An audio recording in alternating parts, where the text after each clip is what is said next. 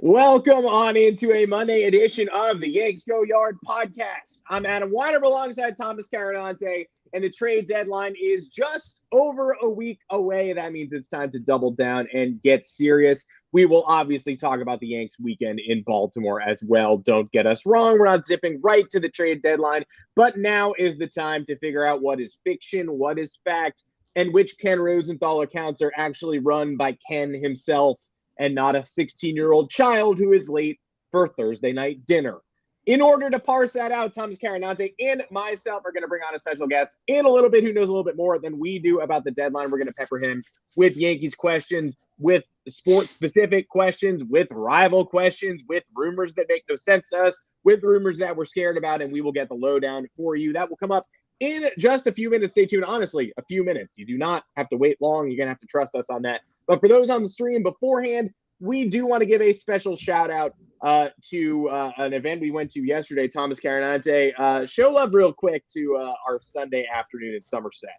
Woo, Somerset Patriots, AA affiliate of the New York Yankees. Our buddy Eli Fishman hooked us up, brought us in with a number of other Yankees podcasts to TD Bank Stadium in Bridgewater for yesterday's Patriots game. They played AA Reading, Phillies AA affiliate. Won the game 7-4. Austin Wells and Everson Pereira homered.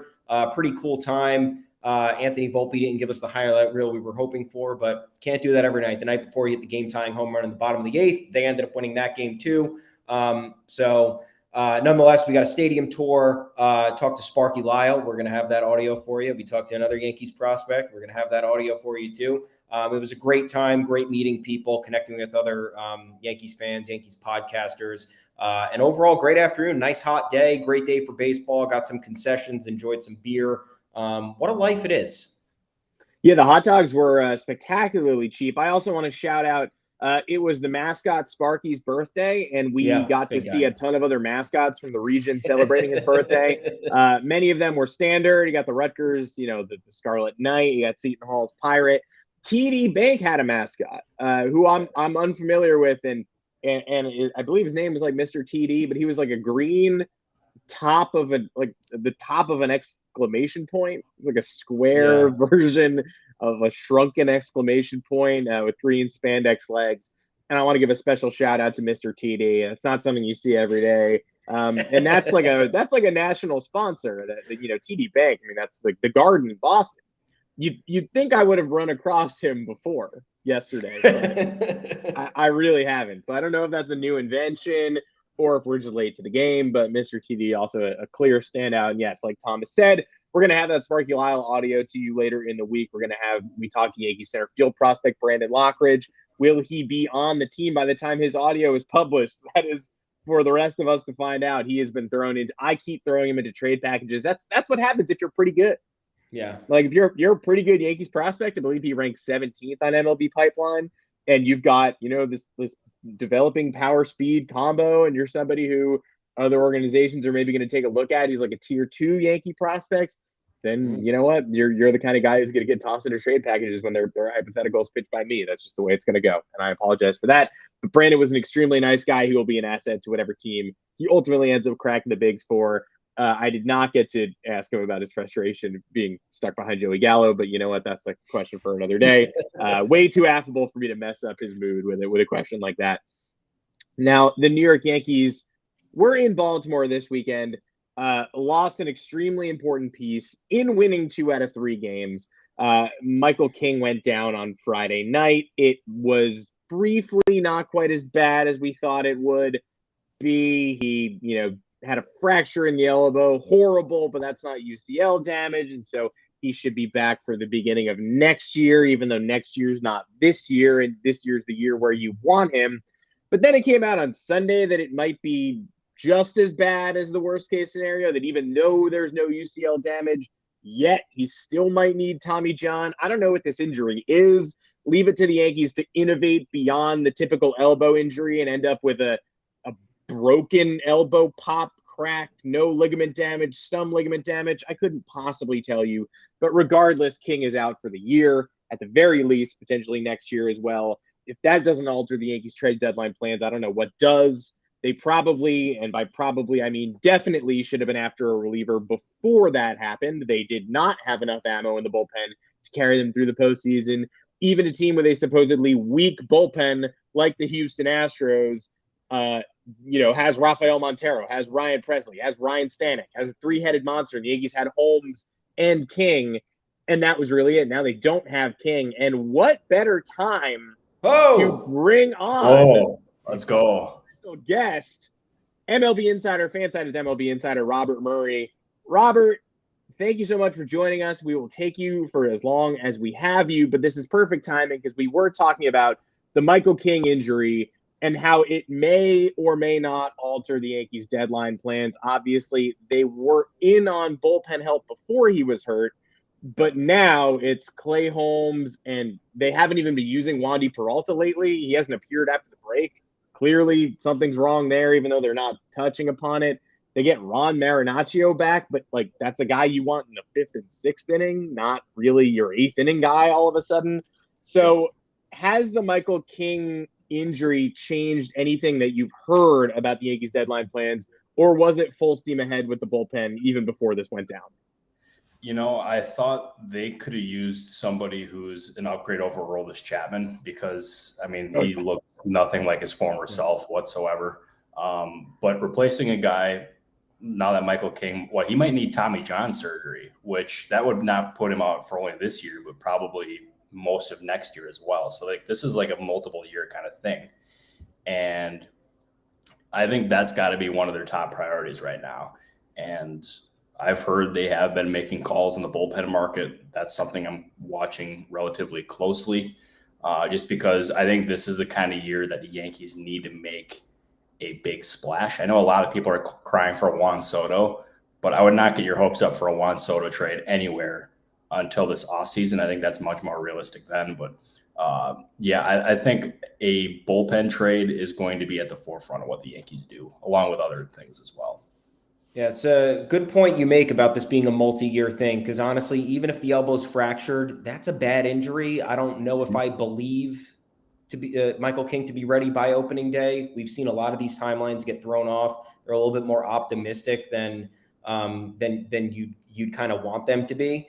I'd rather them be realistic so we know. But on that note, have you heard of any controllable relievers that might be on the market beyond just this season that the Yankees could make a splash on? Maybe they're not necessarily linked to them right now, but they could be available. I fully expect teams to call the Pirates about David Bednar. They are not in a hurry to move him, but I have heard that they're also open to listening. And the Pirates, they've been hesitant to give big money to relievers in the past. And Bednar at this rate is going to command a pretty hefty contract. So it's possible that he could end up being traded. I'd still, as I said, put it in the unlikely category. But there's going to be a multitude of relievers available. This is the kind of year. It seems like we can say it every year. There's a multitude of options that are out there. So they're going to have no shortage of teams or of options to choose from. I could also look at a team like the Chicago Cubs. They have Michael Givens, who's been awesome this year. They have David Robertson, who they know, and they also have Chris Martin. And I know the Yankees have actually been scouting the Cubs. They had a scout there pretty recently watching them. So that would be one trade fit that I think would make sense. I love that because you don't hear enough about Givens, someone who I've sort of been banging the drum. I was all on Givens at the 2020 deadline when the Yankees did literally nothing.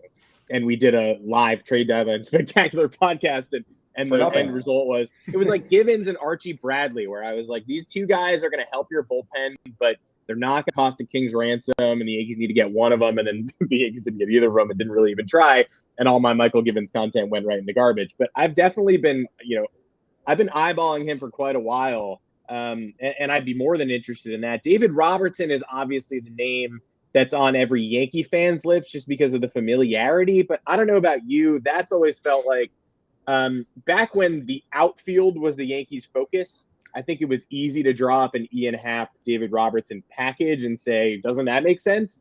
But it does feel like other teams are more in on David Robertson now, mainly because it feels like there are 15 teams in on David Robertson now. Is that a fair assessment? I think that's a very fair assessment. And we can also say the same thing about Michael Givens, too. I've been told the interest there is pretty strong from a wide ranging teams. And I had somebody actually definitively tell me like that he's going to be traded. I'm talking about Givens, which makes sense because he's on a 1-year deal and they can get a pretty good haul back for him. But it's not going to be cheap to get either one of these guys. And I think Robertson may be more likely to go to the Mets. I've heard that the Mets actually love him. So, and he's also got the familiarity there with Billy Epler. But yeah, so I do think like on this note that they're going to be talking to the Cubs about relief pitching. I think they already have. And the fact that they're scouting them in Chicago would indicate like it's more than like just passing interest. Yeah. While we're on the Cubs, before we move on, because we do have other pitching questions, what's the gauge on Ian Happ here? Clear Yankees fit, because you can comment here or not. I don't think Gallo's with this team after August 2nd. They need a clear replacement for left field. Right and center are pretty much locked down, in my opinion, with Hicks and Judge splitting in center, and then Judge and Stanton splitting in right. Then you got Tim LaCastro popping in there as need be. Happ has been very comfortable in left field this year. His bats I know the power's gone down a little bit, but he's still ripping doubles, career high in average right now. Are the Cubs looking at all to shop there? Or they're going to have to be blown away with a package? Yeah, they are definitely in listening mode on Ian Happ. The two teams that I've heard most prominently connected to him have been the Toronto Blue Jays, which would not be good for you guys. I'm sorry about that. Nope. And also the San Diego Padres. It seems like the Padres are in on everybody. Everyone. I don't know. AJ Preller, he just does what he does. And I mean, more power to the guy. I don't think he sleeps. But all right. But we get news? Give us the news. No. Yeah, no, we're all good. Okay. All right, good. Yeah, Happ. I mean, Happ would be great. Lefty bat, Yankee Stadium, the obvious fit that everyone talks about every year. I don't really care about it that much. If you hit the ball with power, I think you're hitting home runs regardless. But the fact that if they had a league average bat in Gallo's place, Adam and I talked about this before because Yankee fans want Juan Soto. Who doesn't want Juan Soto? Great player, 2.5 years of control. It's not going to cost you as much as a 12 to 15 year extension would. Happ, though, you get through next year. You put him in that lineup with the protection that he would get. He's already doing this well on a Cubs team that's massively underperforming, even for their very low expectations this year. I think that makes all the difference if they just get somebody who can do a little bit more than Gallo, as opposed to getting somebody as impactful as Soto, and also having to surrender the top of your farm for it. So that's why we're pretty intrigued by Happ. We think that's a nice happy medium there for the Yankees. Yeah, no, I totally agree with you. And I think after I get off the call here with you guys, that I'll place more text to see exactly where the Yankees are in on this. But they also have the benefit of having Anthony Rizzo on that team, and they can get the exact scouting report on Happ. And there's teams that do that quite a bit. But yeah, I think Happ is more likely than not to be traded. And if the Yankees don't get a guy like Juan Soto, which, as I said, I don't think that. The fact that he's controllable after this year makes him a whole lot more valuable. Yeah. They wouldn't require one of their top prospects either. Okay, I'm curious what you guys think here. Would you rather part with your top 3 or 4 prospects to get Juan Soto, or would you rather trade maybe 1 or 2 decent, pretty good prospects to get Happ for this year and next year? You're speaking my language here. Yeah. I mean, we keep rebutting this New York Post column that obviously most people have already moved on from, but we're Yankee writers and we can't. That basically said the Juan Soto chase is make or break for this Hal Steinbrenner regime.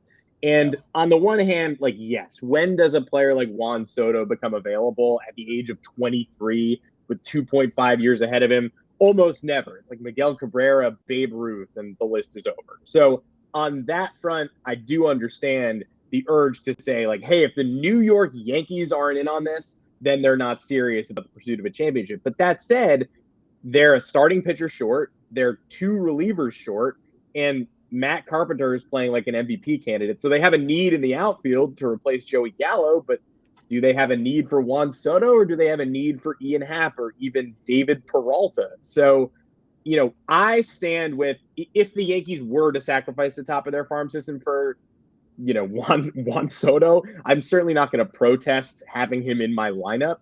But at the same time, I find it hard to believe that it's make or break when you really could be making the calculus of, I don't know, you want to give up a top 25 prospect for Peralta and then go all in on Castillo, or you want to go a little lesser for Happ? And Thomas, I don't know if you feel the same way, but like a week ago, that's where I stood, and then now I still stand there. Yeah, no, one thing I want to ask you, sorry, Thomas, is no, go ahead. Is you mentioned Carpenter and what he's done this year. Would you rather give 15 years for $440 million to Juan Soto or Matt Carpenter? Oh, wow. Well, you're talking Carpenter with a rebuilt swing. I think he was probably like a $90 million man in St. Louis. But then now that he looks like this, I would give him the 440. Pay him through his age 47 season. Yeah, shame on me. I didn't mention him. I don't know how I forgot about him. He's been incredible. He's been one of my favorite players to watch. But yeah, on that conversation with Soto, would I rather surrender less? Sure. I also don't care about prospects. And Adam and I were talking yesterday. The Yankees built this current farm system in 3 years. Austin Wells, Volpe, Trey Sweeney, Ken Waldichuk. Ken Waldichuk was a little bit before. Roderick Arias, all those guys were within the last few years. So if you can trade all your top 10 prospects and get Luis Castillo and Juan Soto and then rebuild the farm in the next 3 years before Soto hits free agency, then I think that's a win. You just need to have a plan in place to do it. Then again, if we're talking about the Yankees maybe being cheap and skimping and not being as aggressive, then yeah, I want to go Happ and then I want to give up more for Castillo. I think that makes the most sense. I wish I knew what they were thinking, because they've let us down so many years in the past with not being as aggressive at the trade deadline as they should. And then, you look at these old tweets of screenshots of the farm system from, 2017, and none of those guys are relevant anymore. I'm not saying this current iteration of guys won't be relevant, but like, you got to just take the plunge and get better when you can. And I hear you. I think if there was ever a year to take that plunge and part with those prospects, it's this year. I mean, like, would you guys agree with me? They have a better shot than any team right now to like win the World Series. Yeah, I mean, I think they're right up there with the Dodgers and the Astros. I don't know how much you can do. I think I should have learned my lesson with the regular season series with the Astros last year, because the Yankees took it pretty easily. And, nobody in New York believed in the 2021 Yankees. And oftentimes in the middle of September, I'd have to remind myself that a couple months ago they went 4-2 against the Astros. Like, that's ridiculous. How did that possibly happen? So they went 2-5 this year. They didn't lead for a single inning. They did win 2 games. They could, flip a couple of coins though, and they could have gone 4-3. They could have easily won. They started Domingo Germán in one of those games as a sacrificial lamb for whatever reason. I think the only reason that they should be, should they be nervous about the Astros? Yes, the Astros are really talented, and they're probably the second best team in the AL. And the Yankees are going through their slump era right now. But I think those teams are very similar. I think Houston's bullpen is just as meltdown prone as the Yankees if the Yankees add 1 or 2 more guys. I think Justin Verlander is a crazy number 1. I think Garrett Cole is also proven to be better against top competition than he is against the Baltimore Orioles, for instance. So, I can nervously talk myself out of the Yankees contending, because I do that every year. I just mentally get out of that space before I get in it. But they're objectively a top 3 team in baseball. Brian Cashman went to the depths to salvage last year's roster with Anthony Rizzo and Gallo. That team was on the fringes, was a 500 team at the deadline. It was Cashman saying, we need emergency surgery here. We don't just need additions. This year's team is clearly a contender. And no matter how pessimistic you are on them, they're a top 4 team, right? I think you can include the Mets at the bottom end or the Braves. I mean, whichever one you prefer. But I feel like they're very obviously an ALCS favorite at this point and have a great opportunity ahead of them.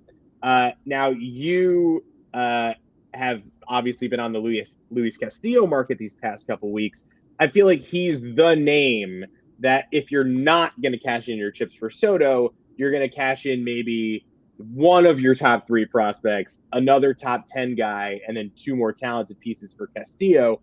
but we've heard the Astros in there, we've heard the Dodgers in there, we've heard the Blue Jays in there. It's basically a murderer's row of teams you don't want to be involved if you are the Yankees. Now, is this a realistic fit for the Yankees, or is it another pipe dream where fans are photoshopping him into the jersey and it just turns out to be Carlos Correa? I think this one's much more realistic than Carlos Correa.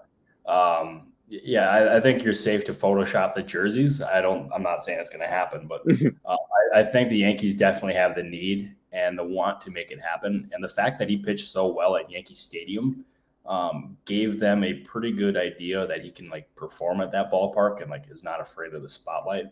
And it's going to, like, with all those teams that you mentioned that are in this thing, it's going to be expensive. Like it's going to take a decent amount, especially since he's controllable too.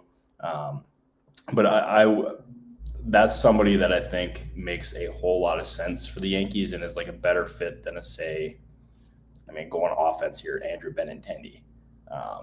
And like also another pitcher that the Yankees like, nothing's close right now. Jose Quintana. They like him. Oh. Boy, I love the enthusiasm, boys. Love it. Yeah, for those not watching the stream, I just put on a Quintana jersey. I'm doing a little dance. I think some would classify it as a lambada. Yeah, I think that, Thomas, correct me if I'm wrong, that just feels like a real 2019 move, like a J-Hap in the middle of his All-Star season thing. It's a low energy loser trade. And I'll take Quintana. It's a low energy loser trade. It's if you're getting that if that's what last year's Andrew Heaney trade was supposed to be, like you get Quintana as like the second starter to eat innings down the stretch, to preserve Nestor Cortez, to ensure that Luis Severino's healthy by the time the postseason arrives, to maybe even take some stress off Jordan Montgomery's arm because we've seen him, get tired down the stretch too. I'm not opposed to that, but that can't be the starting pitching acquisition for this team. I think it's got to be Luis Castillo. And, speaking of yesterday and what you just said, Robert, Castillo is going to be a haul. It won't be a Juan Soto haul, but it's going to be a lot. And yesterday, Yankees Twitter was freaking out because Jason Mingus got yanked from his game with High A Hudson Valley, as did Trey Sweeney. The team was down 12-8, and Sweeney was, what was he away from a cycle? A double? One hit away. Yeah. Yeah, it was one hit away. But if it was a triple, that's a lot less meaningless. I didn't get all the intel there. But nonetheless, both of those guys get pulled. Yankees Twitter's freaking out. Would that be indicative of what the Luis Castillo package might look like, or is that an overpay? I think that might be a little bit too much, but I also could be wrong. No, I'm thinking that's probably in the overpay category. They're going to do probably everything in their power not to part with Dominguez or Volpe in these kind of deals. So, the only time that I think that would be suitable is for a guy like Juan Soto. But, I'll tell you, when those two got pulled, phone obviously started blowing up. Twitter went nuts. And I'm like, oh, boy, it's that time of the year again. I used to hate the hug watch thing, like where a player's pulled, but like now I'm fully into it. Like I've kind of like come to my senses now. Like, what a beautiful time of year. And just know we have 8 more days of this. I had to do the quick math in my head, but are you guys excited? Yeah. We were in Somerset, at the Somerset Patriots game yesterday at the Yankees AA affiliate. And you can't, you want to talk about hug watch. You can't map out more perfect timing. Dominguez and Sweeney get pulled. It's like 4:40 Eastern, and the game is at 5. Volpe's in the lineup. He's leading off. It'll be obvious if he gets yanked. Like, there'll be no secrets. Like, we're running to the whiteboard, lineup board where the guy's writing out names. We're standing behind there wondering if like a crazy looking man is going to run out and erase him. Like, we just don't know. They got Elijah Dunham. They got Everson Pereira. They got all these like tier 2 Yankees prospects names in the lineup too. And we're like, these guys start sitting, man, this really might be something. And then all of Yankees Twitter gives everybody a lecture in heat stroke. And we're like, hey, okay, it is 100 degrees everywhere. So you never know. But Josh Bro, who's a catcher who I know people are scouting, was out of the AAA lineup yesterday. Will Warren had pitched a couple days prior. I know that's somebody that the Reds have reportedly liked. And why wouldn't you like him? I think if the Yankees can get away with like one of those tippy top names like Oswald Peraza or, Austin Wells, probably Peraza, capping that package, and then like a Bro, Warren, Pereira 4-person package. That feels like it makes sense. Maybe you even take on Mike Moustakas' money, as painful as that is. But does that sound like I'm reaching, or am I reasonable here? I can't say I've heard it, but I mean, I don't think the Yankees would be in any hurry to take on Moustakas' contract, especially since they have Donaldson's deal on the books too. Like that, yeah, not great. Also, like, by the way, one thing I wanted to mention with Jose Quintana, not to like change subjects real quick, but I wanted to make sure I said it, is he's got the versatility where obviously, yeah, he can pitch out of the rotation, but he can also pitch out of the bullpen. He did it last year with the Giants. So maybe that could be like some pseudo like starter / bullpen role. So It's like, I know that's something that I've heard from a couple different teams, at least like, if they could implement them like that. Yeah, the old Jaime Garcia. I mean, the Yankees have done this a lot. I think Thomas and I would not be upset, not to put words in your mouth, but I think if they get Quintana, like you said, fine second starter, fine second move, but not quite exactly where we want to start this deadline. Yeah, or if you want to use him as a hybrid, he eats innings down the stretch and then he gets relegated to the bullpen for the postseason because you're going to need long guys in the postseason. We see it every year. Even if you have an ironclad starting 4 to go through a 7-game series, there's going to be a blow up somewhere. We've seen it with the Dodgers. We saw it last year. Julio Urias and Walker Buehler got tired. They didn't last into games. The Dodgers bullpen was eaten alive. If you have a guy like Quintana to eat 3 innings to bridge the gap to the 7th and 8th and 9th inning guys, and that's a win. So look, I'm on the same page if Quintana is acquired for the right purposes, but that cannot be the starting pitching acquisition. One thing that I really needed your answer on this because I called this right before the All-Star break when the Yankees buried the Red Sox in those last 2 games of the series, outscored them 27-3. And then you have the massacre this weekend at Fenway. The Blue Jays sweep them, outscore them by 30 runs. Are the Red Sox in full sell mode? Because I need to see this core done, Robert. Come on.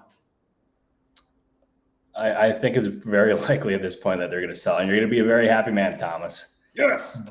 But I would not expect Xander Bogaerts to go anywhere. So it's not like you're going to see the entire crew being traded here. Yeah. But instantly, JD Martinez becomes a trade candidate. Nathan Eovaldi, some of their left-handed relievers. I know there's teams who love Matt Strahm.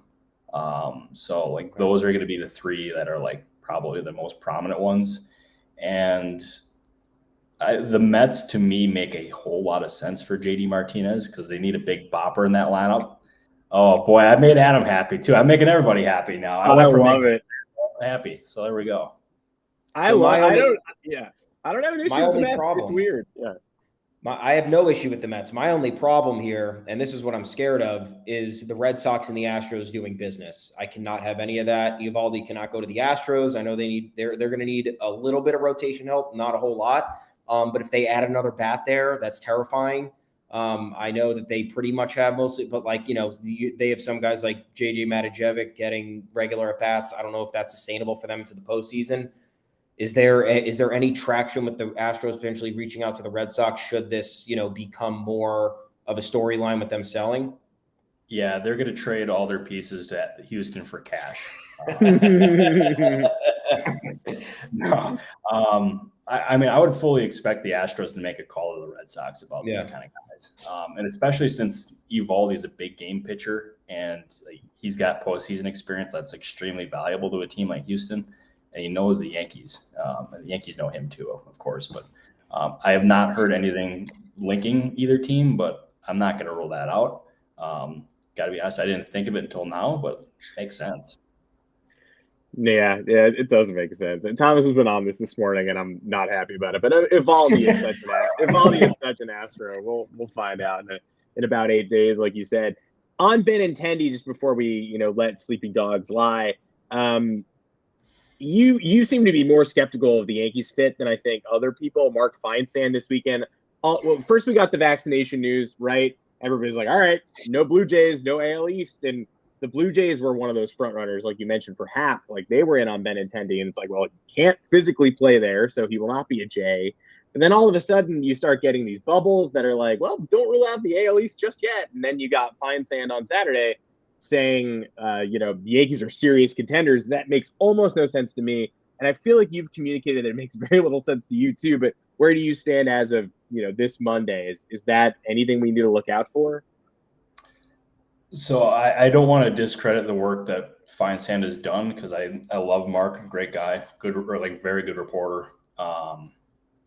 But I think I'm in the skeptical category with the Yankees and Benintendi because of the vaccination thing. First of all, I think that's a pretty big factor when you're looking at a player, because like you'd be acquiring a player and then trading a whole lot for him when he can't, or he wouldn't be eligible to play in Canada. And I just don't think that makes a whole lot of sense unless he somehow gets vaccinated between now and like when he's eventually traded. And then something that I always come back to is I've had agents tell me that the Yankees are okay with their name being floated in rumors just so it can drive the price up from another team. And I wondered if that was the case now, because Benintendi's market is hot. Like I was told that the Royals are going to get a pretty substantial like package in return for him. And having the Yankees in there as a significant suitor or whatever, or however it was phrased, would end up helping them get that package. So not going to rule it out. I think a guy like David Peralta makes a whole lot more sense. But yeah, I'm in the skeptical category of Benintendi. Yeah. I was thinking that too, because the Yankees have been involved in a lot more of these discussions than they usually are. And to me, I thought it was a bit of a tactic because, Houston's going to be involved. Toronto's going to be involved. I don't think it's crazy to say that the Rays might be involved. The Rays are still contenders, and the Rays have a very strong farm system. So they have enough to part with it. And then also you have the Padres, who are going to be in on everybody. And that's not necessarily a big loss for the Yankees because it's in a different league, but they're still taking away potential candidates from them, which is going to hurt them. So look, Robert, we know that you don't have much time left here, but I want to play one quick guessing game before you go. Let's do it. Who do you think will be the new players on the Yankees come August 2nd? And will it be enough? And will it be enough to take down the Astros in the American League? Let me think about this. So I'll go with Luis Castillo as the biggest piece. I'll say one of the Cubs relievers.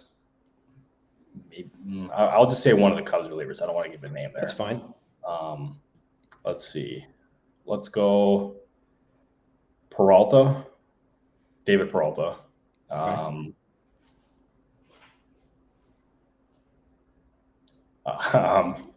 Let's see. We're going to get 4. Okay, that's promising. 4 new people. I'll just stick with those 3 for right now. Okay. I think that's a haul, Adam. What do you think? I would be more than happy with that. Taking that. If we end up with Hap, then that's, God tier work by Brian Cashman. But Peralta's someone I've had my eye on. Get me bullpen help. Get me Luis. Honestly, I've shifted fully into get me Luis Castillo mode, and I'm not gonna be changing that anytime soon until the deadline happens. The worst part about it, of course, is that he'll either be a Yankee or he'll be on one of the worst possible teams for him to be on. There is no middle ground where he ends up a Padre or a Giant. I feel like, maybe I'm wrong, but I feel like it's either a direct rival and they are going to bump up against him on the road to the World Series, or he's a Yankee and it's glorious. Robert, thanks so much for taking the time to talk with us today. We will obviously be in touch as the deadline arrives. Now get back to your world of scoops, my man. I'm trying my best. I can report for right now that talks are definitely active around the league, not just with the Yankees.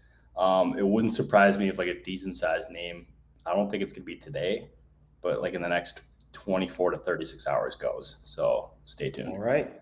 Thank you. I am very scared. Thanks so much for stopping by. I appreciate you guys. Take care, bud. God, Robert Murray, Fansided's MLB Insider. Appreciate his insight so much. A treat to have him on. We are just 8 days away from the deadline. Like he said, And FYI to all of you listeners, that deadline is 6 p.m. on Tuesday for whatever reason. So if you blocked off a lunch break, you were going to be refreshing Twitter until 2 o'clock, seeing if the Yankees made a move. We've all been there. It's fun as hell to be there. Adjust your plans, grab a quick dinner. Your boss, if you say you're taking a trade deadline break in the middle of the day, your boss will know that you are lying. Because they will be knowledgeable enough to know that it's 6 o'clock this year. Obviously, your boss is a Yanks Go Yard podcast listener. They know what's up. They know what's going on. My man just got a Matt Carpenter jersey in the mail. Let's go, fella. That's what you call a Robinson Cano jersey, homemade from the Chinese internet. It becomes a Matt Carpenter jersey these days. A Gary Sanchez jersey, throwback Tito Martinez.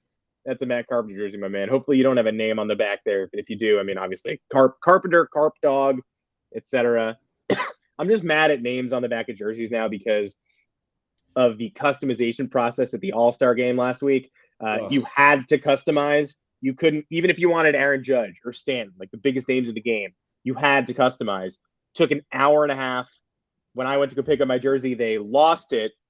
And we're trying to get, they were going to do another one. It was going to take another 3 or 4 hours. I said, nope, don't do that. I sped up the process. I talked to the manager. I Karen'd my way into a Nestor Cortez jersey, fresh off the line. Beautiful, but name on the back. It's just giving me bad memories of that custom jersey line. Thomas Carinante, the Yankees did win 2 out of 3 in Baltimore. Let's just quickly wrap this up with the weekend that was, which was honestly more interesting for our rivals than for us, but we can't stop thinking about what did happen over the weekend in Baltimore. The Michael King thing, extremely disheartening on Friday, but it would have been more disheartening. 5 outs had to be recorded, right? King left midway through an AB with a 1-2 count. Clay Holmes had to come in and get 5 outs in a 1-run game. That was 7-3 before Aroldis Chapman absolutely pooped the bed. And he did. He did the job. So that was an extremely depressing night that would have been the most depressing of the season if they'd blown a late 4-run lead, gotten walked off by the Orioles, and lost Michael King all in one fell swoop. Yeah. Winning that game was hugely important because the Yankees did blow a lead behind Garrett Cole on a red-hot, steamy, smoky, hazy day on Saturday in the evening before Nestor Cortez took the series in 97 ridiculous heat. Must have felt like Hialeah, Florida. The kid threw 6 shutout. His ERA is back under 2.5. Don't let that fool you into thinking the Yankees don't need a pitcher, though, because Luis Severino, not a guy right now when he comes back. How about this to add to Robert's predictions? I think the Yankees are getting one bullpen name at the deadline, and they're going to use Richard Rodriguez as that second. Everybody keeps looking for, who's the second guy we take a flyer on? I think it's Richard Rodriguez. And I think by the end of the year, they're hoping that they get 2 more trustworthy names embedded in this bullpen circle of trust, and then use Luis Severino as a reliever down the stretch and into the postseason, especially if they trade for a guy like Castillo. I think your playoff rotation, knock on wood, all things considered, is Cole, Castillo, Nestor, Jordan Montgomery. And the hope would be that you could patch a Severino, Marinaccio, Loaizaga, Clay Holmes, you got bullpen acquisition, Tyone, who's out of my playoff rotation, but should be on the roster. I think there are a lot of people to work with there. Clark Schmidt, 3-inning save yesterday. Even with the Michael King injury, I still think there were more positives than negatives this weekend. It's just that the one negative was stunningly negative. But it happened before the deadline. So if you're going to be upset by it, that's a pretty significant silver lining. Yeah. If this happened after the deadline and the Yankees hadn't made the necessary adjustments that they needed to, it'd be a lot uglier. But with your estimation, then if they acquire one reliever and then elevate Richard Rodriguez, maybe the plan was always in place for them to potentially expect an injury somewhere. I don't know. But I do like if you get Castillo, then you're relegating somebody to the bullpen. I thought in the beginning of the year, Luis Severino would start the year in the bullpen, get built up to be a starter, but we could be looking at the opposite. Starts the year as a starter, ends the year as a reliever. I don't know. But there were 2 upsetting aspects of this weekend because Garrett Cole blowing it on Saturday night, that further accentuates the need for a guy like Castillo. I'm not saying I like Garrett Cole. He's a great pitcher. He's not somebody who takes the mound against a highly competitive AL rival, and you are 1,000% confident that he's going 7-1 or he's going 6 shutout. It doesn't really happen that often for a player of his magnitude, for a player who's making as much as he is. I understand we should not care about the money, and we don't care about the money. But when you're the highest paid in the sport, the expectations are a little bit different. And it's tough for Garrett Cole because, to be honest, he came out to pitch on Saturday night when the Yankees had that 3-2 lead, and it just felt like it was not going to be great. But hey, look, the Orioles are a pretty decent team. They've been a doormat for 3 or 4 years now. I think that facing them that's why I think Nestor Cortez's outing yesterday was a lot more impressive than people might be giving him credit for. The Orioles have been giving everybody trouble in MLB this year. So it's not any easier for the Yankees, who have had trouble against them when they were bad. So now that they're good, the stakes are higher. The Orioles still want to beat them. We know how it is. So that was another troubling aspect of it. You have King go down. You have Aroldis Chapman play at all. My hopeful hot take for the deadline is that the Yankees attach a top 15 prospect to Aroldis Chapman, get him out, get $7 million of salary off the books, and then be able to be a little bit more flexible because they are not exceeding the threshold unless they feel super confident. So I don't think they are. I think it's going to be more of a creativity type thing. And hey, if they get rid of Chapman, get that $7 million off the books, Luis Castillo is making 7.4, but you're inheriting a little bit less than half of that. Gives them a little bit room to do something else maybe. So overall, satisfied with the series in Baltimore. I think the 2021 Yankees do not win that series, by the way. They shit the bed on Saturday, and then they come out Sunday and maybe get out to an early 2-0 lead, and then the wheels come off in the 6th, and they lose 6-3. We know what that story looks like. So 6-0 shutout on Sunday was that made me glad, especially with the Astros just absolutely whomping the Seattle Mariners in that series in Seattle. Made me feel a lot better because we lost the ground on them. But here we are. Series win, the doubleheader against the Astros on Thursday. It was what it was. I'm not making any excuses for the Yankees. They've been shit against the Astros. I know last year, Aaron Boone. Let's give props to Aaron Boone. I know we're going off way off topic here, but after the Astros game, he's asked about it. He said it doesn't, the Yankees have to change the narrative. We beat them 4 games out of 6 last year. What did that get us? Aaron Boone said. And he's right. Where did that get them? The Yankees won 92 games. They sputtered out in the wild card game. The Astros went to the World Series. This is the Astros league to lose. They've been to every ALCS since 2017.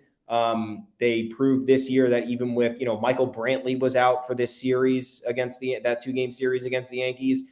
Yordan Alvarez just got activated from the IL, immediately makes an impact. They're getting Lance McCullers back, folks. So this team's going to be getting stronger, which creates more of an urgency around what the Yankees need to do with the deadline. And I think, King's injury when it happened, shitty, awful. But if you're looking at any silver lining, like you said, it happened before the deadline. So now they can maybe get an extra reliever if they want to, or maybe getting that co-ace is even more important because you got to preserve the bullpen. And maybe you move one of these starters into a longer relief role, which is going to save innings. And on one final note, I'd love to know why Clark Schmidt is not starting games over Domingo Germán. Can somebody explain that to me? Can somebody in the media ask that question when Domingo Germán is going to, first of all, takes the mound the second game of a doubleheader after they lose the first game against the Houston Astros, and now he's going head-to-head with Max Scherzer at Citi Field against the Mets? Unreal. What are you doing? Guess who else is starting on Wednesday, though? Guess who else is lined up for Wednesday? It's not Sears. It's not Schmidt. It's the Cincinnati Reds ace, Luis Castillo. Ooh. So if you're gonna do it, then do it for Domingo Germán versus Max Scherzer. I have maybe never been less invested in the results of a regular season series than I am in this Mets series at Citi Field. It's 2 games long, for one thing. So there's no 3-game sweep. There's no statement made. You lose 2 freaking games and you got swept. Wednesday is the most automatic auto loss in the history of auto losses. They are not winning Domingo Germán, Max Scherzer. They might have a chance with Sears and Schmidt and the bullpen, cover 7 innings with those guys. I mean, even that's an extremely difficult ask considering Scherzer's going to come out throwing fire. But you could win that game 2-1 or 3-2. You're not winning Domingo Germán, Max Scherzer. So fix it before then. You won't, or you could just accept a loss because, again, you're not winning. So Jordan Montgomery, Taijuan Walker is tough too. But that's a baseball game. That's interesting to me. Mets offense has been scuffling. Let's see what happens there. Maybe it's another close, interesting win or a tight, annoying loss. Germán Scherzer is the stupidest thing on the major league docket this year. And there's a ready-made solution. Well, okay. Actually, third stupidest thing. Second stupidest is Aroldis Chapman's game plan whenever he comes in. Friday was the worst outing I've ever seen from him. Oh, my God. All fastballs to the first batter, gave up a hit. Slider. Oh, wait, Anthony Santander was sitting slider and took a slider out. Yeah, thanks for playing. He's getting worse, not better. He's one of the worst relievers in baseball since the Spider Tack ban. He's not even close to competence. Nothing about, he already shouldn't have been on a major league roster, and now it's not even close. But the dumbest thing you'll see this year was luckily not us. It was the Boston Red Sox. Take a look at the error reel that the Boston Red Sox put up over the last 10 days. They are 1-9. They have the league's worst run differential since 1901 in a 5-game period, including a 28-5 drubbing on Friday night at the hands of the Blue Jays.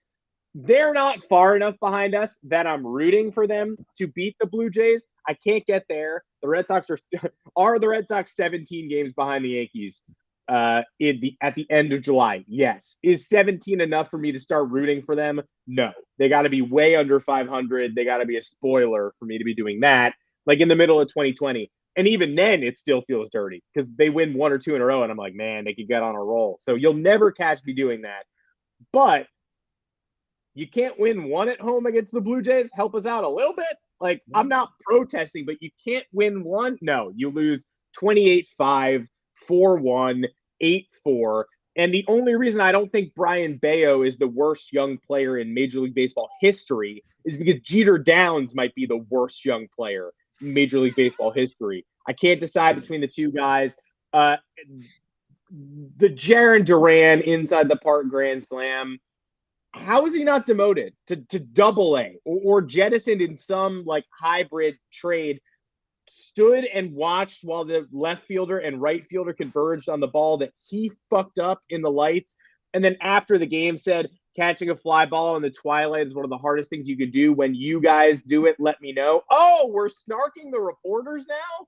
After we decided to stop running in the middle of a game like your controller got unplugged? Like, this is the most uniquely what a ridiculous struggle for the Red Sox. Somehow only they have 5 wins in July and 3 of them are against the Yankees. So whoop-de freaking do. But what a uniquely terrible collapse and an extremely unlikable group of baseball players. Yeah. And nobody deserves it more than Alex Cora and Red Sox fans, of course. But Alex Cora, I've often said, does not belong in baseball. After watching the Red Sox after the All-Star break, this might not be baseball. I actually might have gotten my wish. It's not, worst, like you said, worst run differential since 1901. That's a nitpicky stat, but I will say it's considerable. I don't know. When you're the worst, when you are the worst, it's noteworthy.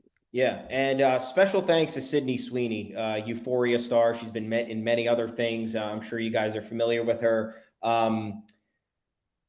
Everyone loves her for her acting, but she threw out that first pitch on Friday at Fenway Park. I don't know her connection with Boston. Sydney, if you want to come on the pod and talk to us, according to Wikipedia, you're from Washington. So I don't know why you're wearing a Red Sox jersey and you're in Boston throwing the first pitch out. But Sydney Sweeney throws out the first pitch at Fenway Friday night before this 3-game series starts. And the Red Sox promptly get outscored 40-10 over 3 games. They fall to 500. Shout out to the Red Sox. This team loves to play the underdog role. They love to ride with momentum, right? 43-33 entering the month of July, 5-15 since they hit that mark, which on that date on June 30th, were tied with the Toronto Blue Jays for second in the division. Now they have fully sputtered out of control. If they are not selling at the deadline, I think Robert Murray all but officially confirmed that they will be doing that once the deadline arrives. It would be absolutely shocking, but this is what the organization ended up wanting. You saw the bad vibes. See, like, this is where I despise the Red Sox and I have to respect the Yankees, because the Yankees don't do this shit. The Yankees might not have won a World Series or even just, had any relative playoff success since 2009, but the Yankees are never doing this. Their worst teams are still winning records, 6 games above 500 and like barely, maybe in the wild card race. The Red Sox managed to bottom out, come in last by 19 games, become an embarrassment, trade a franchise player that you're never going to see the likes of again, have all these players playing out of position, making errors, making excuses for errors when the errors have been commonplace across the roster. Ownership wants to penny pinch for whatever reason when they print money. And then it's convenient for the fans, at least, the undesirable ones, because they just won't give a shit about baseball. And then it's back to the Patriots. Week 1 starting, we're focused on football. This is why I can't stand Boston, because they'll take pride in whatever this sell job. Oh, Heimblum's a genius now because he traded all of our assets, rebuilt the farm system, and we're going to be contending in 3 years ago. How about just not having to bottom out and be an embarrassment on national TV? How about just doing it with tact and with some class? The Red Sox don't do that. So shout out to the Red Sox for riding with all that momentum. Remember, the Yankee season was beginning to collapse when the Red Sox managed to split that 4-game set after the Yankees had fumbled it after winning those first 2. And then Red Sox admirably followed that up with a 4-game sweep at the Trop. Oh, no, wait, the Rays swept them 4 games at the Trop. Oh, yeah. And then they got that awesome extra innings victory against the Yankees that Friday night right before the break. And then, they got outscored 27-3 to lose the final 2 games of that series. And now they've been outscored 67-13 over their last 5 games. You don't belong in baseball. You don't deserve to make any excuses if that's how badly you're playing. We've seen bad teams enter this year. How much shit did the Pirates, the Reds, the Cubs, even the Orioles before they started this turnaround? Everyone was up in arms about how bad these teams are. You have not seen a stretch even close to this futile as what the Red Sox are doing right now. And somehow it's just not going to be as big of a story as it should be. Adam, I know your favorite line is they're going to get a bunch of shitty players at the deadline, and they're all going to end up playing well, which will be frustrating. But we have this 5-game stretch that we can revel in. Sydney Sweeney, thank you so much. I don't know what the vibes you brought there were. Maybe it was witchcraft on your part. Like we said, come on the pod. We'll talk about it. But Red Sox bottoming out. This is the last of the Red Sox core we're going to see. Chris Sale's here for a couple more years, but that Aaron Hicks's line drive fully solidified. I think the Red Sox selling, and then the Blue Jays put the final nail in the coffin. So hopefully we don't have to see JD Martinez again. Xander Bogaerts hopefully gone after this year. And then a bunch of these other guys. Christian Vasquez, see you later. Goodbye. Rest in peace to 2022 Boston Red Sox. Yep, this is the most uncomfortable time to be a Red Sox hater. Like you said, all they ever do is acquire 3 of the worst players you've ever heard of in your life and immediately get better. So they will do a hybrid sell-off where they get rid of JD and Nathan Eovaldi, and they'll bring James Paxton back. They'll trade for, somebody off somebody's bench. They'll trade for 3 Rob Refsnyders. Red Sox fans love to say Yankees fans luck into this stuff. You just don't get to say that if you've had Steve Pearce on your baseball team. If you had Jose Iglesias hit 360 down the stretch for you last year, but the only reason he was unable to help you in the playoffs is because you forgot to get him in time and you got him later than the legal postseason roster limit. So I appreciate that. Travis Shaw, why was he good with the Red Sox? They'll get an Eduardo Nunez type who will hit 320 with speed and power. But the hope is that they do it next year and not this year, and that they just go full sell at this year's deadline. It would be very nice. At the very least, 28-5 did happen. And no, not the Patriots way. Not in the 28-5. And then what happened? You lost 2 more games. That's what happened. You didn't come back and you lost 2 more games. God, I hate them so much. Let's hope Robert's right, because it would be fun to see Eovaldi anywhere other than Houston. Alvin, Texas, that's where he's from. He's from Nolan Ryan's hometown. Texas Rangers, maybe. You guys interested? You guys are looking at the edges of the wild card race. Mariners, cool. you want to do a deal?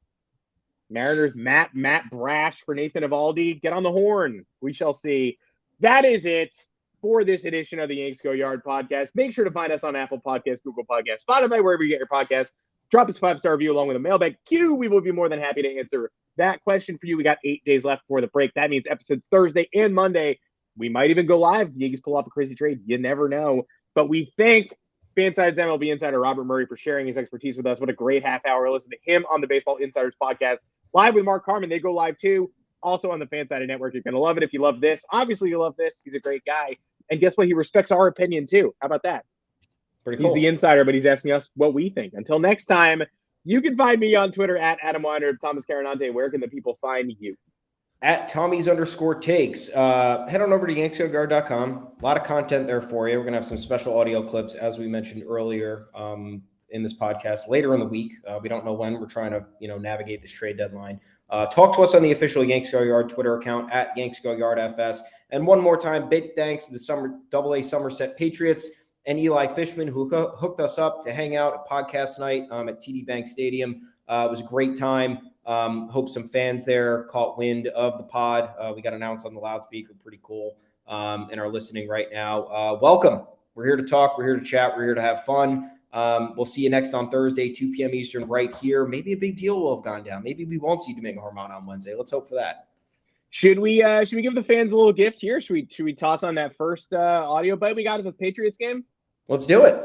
All right, everybody, stick around and listen to New York Yankees top 20 prospect Brandon Lockridge talking baseball, talking what's changed with the new regime and why hit strikes hard is such an impactful little motto. Hope you enjoy, and we'll see you back live on Thursday.